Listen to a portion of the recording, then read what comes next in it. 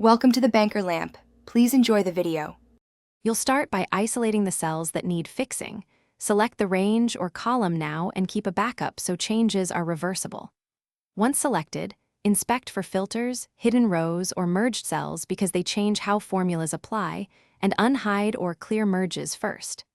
Next, look at cell formatting. It can make numbers appear wrong.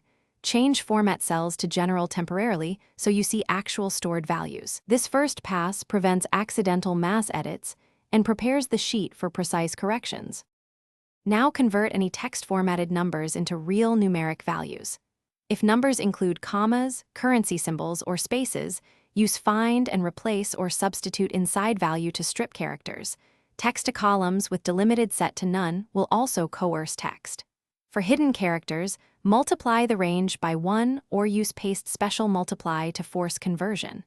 Make sure to test on a few cells first. Once correct, replace formulas with paste special values to lock clean numbers and avoid accidental recalc errors. Finish by validating your corrections. Run SUM and count to compare totals against expected values, and use COUNTIF to find non-numeric entries. Once totals match, set proper number formatting decimals, percent format, or currency, so values display correctly. Formatting does not change stored numbers, but prevents visual confusion.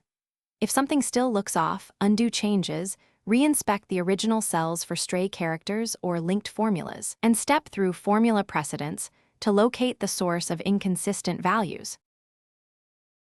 Thanks for watching. If this was helpful, leave a like and consider subscribing. See you next time.